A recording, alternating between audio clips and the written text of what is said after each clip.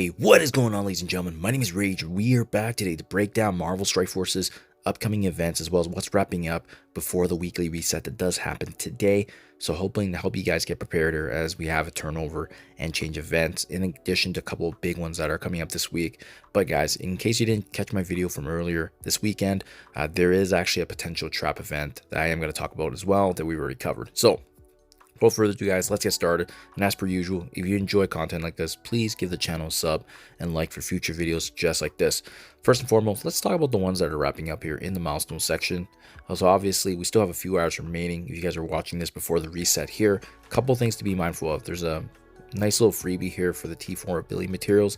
This is usually just free to play friendly. You can get up to the max here, but obviously to get the remaining, you do have to spend to get that. So just something to be on the lookout for there. We have Odin Heist also wrapping up. Essentially, if you already had Odin unlocked, super easy. By blitzing with him, you are able to take advantage of all these diamond opportunities, as you can see here. But more importantly as well, there's actually a golden costume of Odin. If you are able to take advantage of that, this was also run in conjunction if you're able to partake in Dark Dimension 8 in addition to this. So this is actually wrapping up. This has been a nice way to just give the player base back some diamond opportunities for especially meta characters here. We've been having the Fantastic Surge and Save the World now ongoing, so this has just been some opportunity to add a little bit of resources here and there, and as well Save the World. This one's nice because if you don't have Azazel unlocked yet from the free-to-play event, I mean, this has been rewarding these Path 2 orbs, right? So remember, with every 20, you also get an actual full-on orb where you have a chance to actually get up to 180 shards. So just nice little value add here, but thankfully, these characters are now farmable as well in the Antimatter store. That basically covers everything that's kind of in the main milestones. Make sure to also double check, guys, the command center. Remember, there's a couple of things that are turning over that's kind of big this week. We have the start of the next month here being the Broken King, so hopefully you're also able to take advantage of all the Blastar shards in addition to the antimatter that was available. We actually had this completed already last week, so I mean, this is super free to play friendly and essentially just engagement, right? Logging in, we had opportunities to earn these XLs from the danger room, so that's been big. And then obviously if you're able to go through some of the showcase stuff relating back to the Fantastic Force, then we do actually have this opportunity here to take advantage of that. And even better, if you had the Zazel, Rachel Summers, or Sebastian Shaw, by playing raids with them, they gave you bonus points as well. I also want to talk about this real quickly, guys. In just a few days here, you'll see that the KNULL finale is ending. So make sure you guys are going through and making sure that you're double checking the daily, weekly, as well as monthly. Hopefully you've been able to take advantage of this because this was the opportunity to actually give you a 7 red of KNULL. And it was quite earlier on as well. Everything afterwards has been basically just bonus ISO 8 purple and additional credits here, so not necessarily required, but the big reward here obviously being the 7 red and KNULL. And then last but not least, we do have the Broken King week 4 here, essentially a Azazel's free to play unlock event. So once again, heading over to objectives, making sure that you've been able to do the daily, weekly, and monthly. Oh, sorry, this one does not have any monthly components, just a week. But either way, super easy because you can get the 100 shards essentially at the halfway part. And then everything afterwards is just essentially training and gold materials in addition to antimatter and as well as costume credits.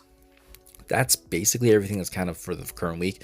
Now let's talk about turning over in the future week here, guys, in terms of just the next couple of days and what's coming up around the corner.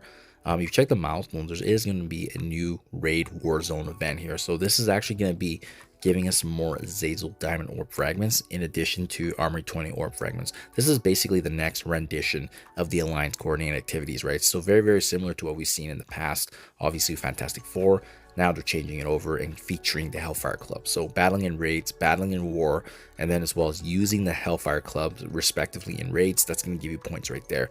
Obviously, the setback here is that we don't have the full members of the team. We're waiting for the remaining shards of Sebastian Shaw, as well as Rachel Summers free-to-play shards. Once that's available, then we can actually start doing this on a daily basis. Otherwise, I mean, what I've been doing is just farming shards of both these characters in the antimatter store because that's been super duper useful. But you'll also see with this event respectively as well, there's going to be some shards of Rachel actually included for this event. So that's where you're going to be getting some free shards of her available here, especially since this is going to be expected to be repeating every week. So that's how we're going to get the slow drip, in addition to obviously her shards likely getting included in a future command center event.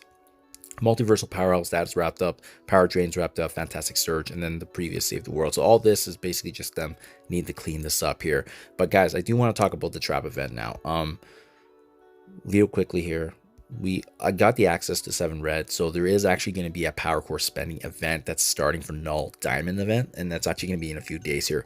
I am planning to skip this event, guys, because of the fact that, as I've touched on in my earlier video, essentially, you know, Null's a great character, still one of the better tunes in the game, but a diamond opportunity on him really isn't going to make a difference aside from the PvP content, which in this case includes War and Cosmic Crucible. So don't get me wrong, he is going to be valuable in that respect, but aside from that, like if you care about raids, if you care about arena, heck, even Dark Dimension, that diamond upgrade here on Null isn't really worth it in my honest opinion, just because those resources, especially how coveted and how precious power cores are, I would rather save that for future character shard unlocks or another big event, or even secretly what I'm hoping, right, as I've touched on in my past videos as well, the next level of progression in Marvel Strike Force. And that's why I do think this is strongly a trap event. They've been doing these back-to-back campaign events essentially just to deplete our players' rosters resources, right, and then getting to that point where, you know, they're trying to get players to spend more, which in this case it has, because the spenders, the whales, and the dolphins,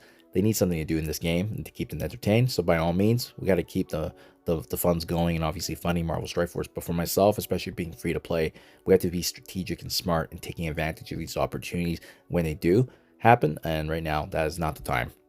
So for myself, I'm just going to continue playing Marvel Horde Force. Just as you can see, the buildup of my campaign energy, the buildup of my power cores in addition to gold until the time is right. So for that reason, I am going to be skipping this event, just like how I just skipped the Sebastian Shaw leaderboard event as well.